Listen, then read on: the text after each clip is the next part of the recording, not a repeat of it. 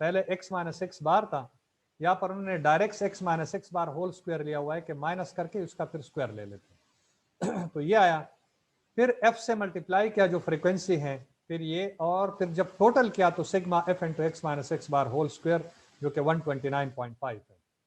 Formula क्या है, x बार हमने कैलकुलेट किया 3.5, formula for variance s square sigma f into x minus x bar whole square divided by n minus 1 या sigma f minus 1। 129.5 30 minus 129 ये 4.46 है। अब ये वेरिएंस है, यहां तक इसका जब take square root of 4.6 to get standard deviation, इसका जब स्क्वायर रूट लेंगे तो ये 2.11 यानी प्लस माइनस 2.11 के बराबर हो जाएगा। अच्छा जी, अब ये मेरे पास स्टैंडर्ड डिविएशन है यानी plus minus 2.11। Calculate x minus s and x bar plus s and what percent of measure fall within this interval। अगर आप x बार आपका 3.5 है, एक स्टैंडर्ड डिविएशन इससे माइनस करे 1.39 है, एक स्टैंडर्ड डिविएशन इसमें प्लस करे 5.61 है। इसका मतलब ये है कि एक स्टैंडर्ड डिविएशन पे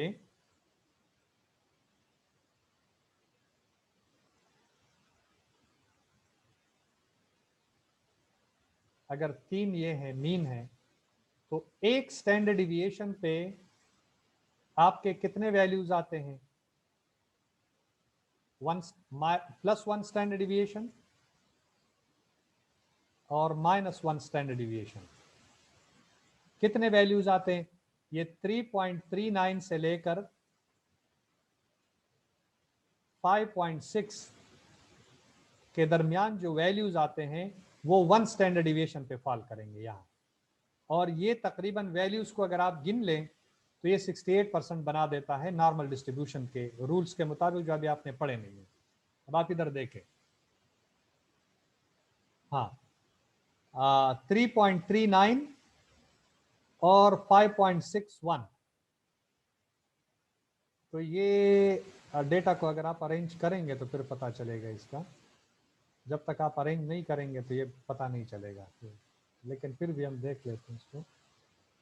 इधर आ जाए।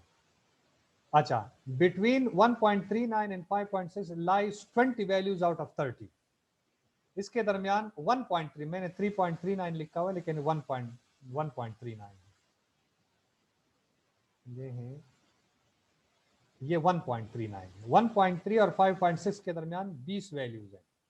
कितने वैल्यूज हैं, 20, और टोटल वैल्यूज आपके 30 है। जब इसको परसेंटेज में आप कन्वर्ट करेंगे तो ये आपको परसेंटेज दे देगा, 100 से मल्टीप्लाई करें, तकरीबन ये 68% बना देता है। ये इससे कटा, हाँ 3 3s are 9, 3 3s are 9। हाँ जी, ये तकरीबन कितना बन जाता है, 20 को 3.33 से मल्टीप्लाई करें कितना बनेगा,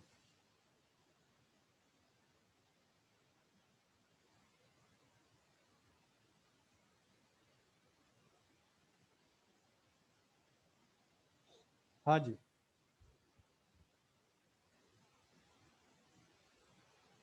करें, शाबाश।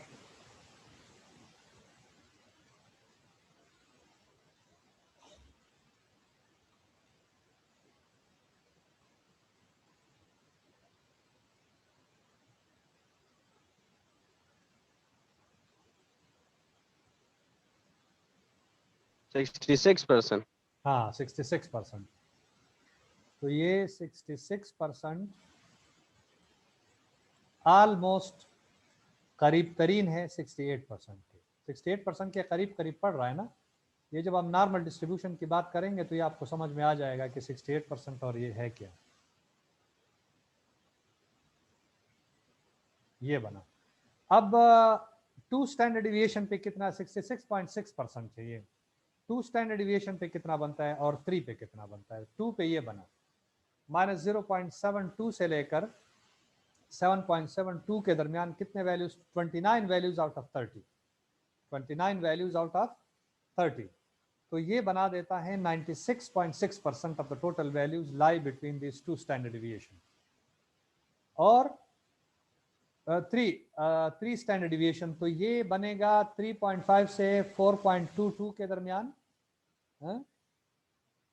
3.5 से ये 2 इंटू 2.11 इतना स्टैंडर्ड डिविएशन। तो एक दफ़ा प्लस कर दे, एक दफ़ा माइनस करे तो ये वाला ये बनेगा, और 7.72 इसके दरमियान 29 वैल्यू। तो ये ऑलमोस्ट नॉर्मल डिस्ट्रीब्यूशन में 95% होता है, तो 96.6 95% के तकरीबन करीब करीब है। और जब आप 3 पे जाएंगे और फिर कैलकुलेट करेंगे तो 99.7% आपको देगा, 99.7% आपको देगा। आउटलायर्स क्या है? In a normal distribution any measurement with a z score of greater than 3 और less than -3 is called an outlier. अब जी स्कोर क्या है?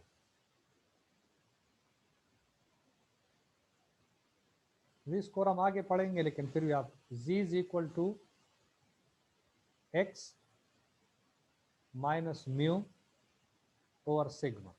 Sigma is the standard deviation of the population and mean mu is the mean of the population. ये तो x बार की जगह जो है ना मीन लिखते हैं, ये सैंपल का होता है और ये पॉपुलेशन का। s स्टैंडर्ड डिविएशन सैंपल का होता है, लेकिन सिग्मा जो है वो पॉपुलेशन का होता है। तो अगर आपके पास वैल्यू कोई 58 है और मीन आपका निकला है कोई लेट्स सपोज 55 है, हाँ, और स्टैंडर्ड डिविएशन आपका 5 है, तो ये कितना बनेगा? 58 से 55 3 डिवाइडेड बाय 5, ये बनेगा 0.6। इससे हम जी स्कोर निकालते हैं। ये जी स्कोर जब निकलेगा, अगर ये +3 के बराबर है या -3 के बराबर है, तो हम कहते हैं कि जितने भी वैल्यू से ये जी स्कोर आया है वो नॉर्मली डिस्ट्रीब्यूटेड डेटा है। और अगर ये 3.5 आता है या -4 आता है, 4.5 आता है, तो ये 3 से एक्सीड कर जाता है, उस वैल्यू को फिर हम आउटलायर कहेंगे। ये अभी अगर आपको समझ में ना आए तो खैर कोई मसला नहीं है, आगे आपको समझ में आ जाएगा। In a normal distribution any measurement with a z score of greater than 3 और less than -3 is called an outlier. ये आपका ट्यूटोरियल है, हाँ, तो ये आप दोनों ये आपने करने हैं। Find the mean, median, mode, and range, variance, and standard deviation for the data set given 8, 5, 3, 5, 2, 1. Calculate the mean and standard deviation of the following data set by making frequency table. ये frequency table आप बना दें, हाँ, इसका mean और standard deviation आप निकालें। What percent of measurement fall within each interval?